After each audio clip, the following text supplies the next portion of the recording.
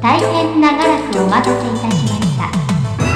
ただいまよりポリスノーツを上映いたします。最後までごゆっくりとご鑑賞ください。G'day, and welcome to my review for Policenauts, which is an old PSX game that has recently had a resurgence in popularity due to the fact that some very dedicated fans have taken this original Japanese title, which was never released in English, or any other languages for that matter, and created their own fan sub. That means they went into this game, they hacked it, they pulled it apart, they changed all the subtitling information, translated it in English, and gave it to us for free to play. So a tremendous thanks to these people, and seriously, that's a lot of work, so we're all appreciative. And this is a great game, one that's very worth playing, and the fact that these people actually took the time to make this fan sub should give you an idea of how good this game is and how many people really enjoy it. Policenauts is the brainchild of Hideo Kojima, who is very well known as the creator of the Metal Gear Solid games. And just like the Metal Gear Solid games, Policenauts follows his raison d'etre, which is cinematic storytelling. This man is greatly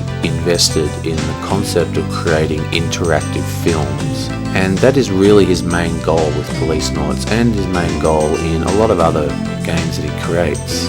This can sometimes be detrimental to some players because not everybody is really interested in sitting down and passively watching the screen while incredibly long, if very interesting, cutscenes continually unfold.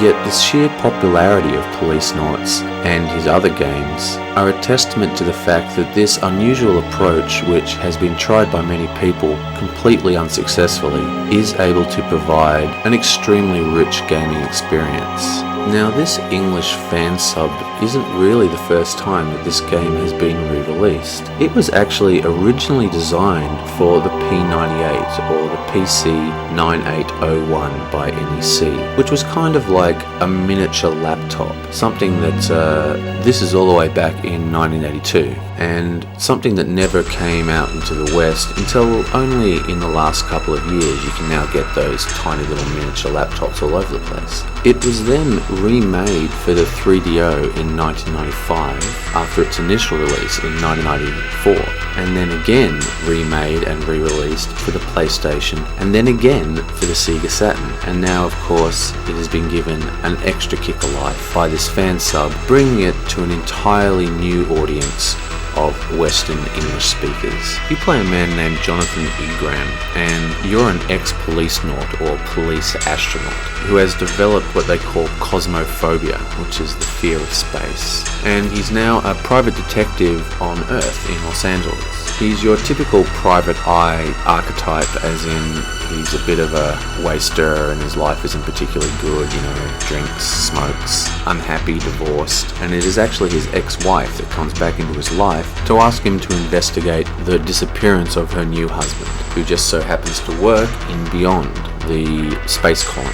You're not too keen to take this case as your fear of space prohibits you from going to Beyond, but as your ex-wife leaves the building, she's killed in a car bomb, and focused more on revenge than finding her ex-husband, you embark upon your adventure.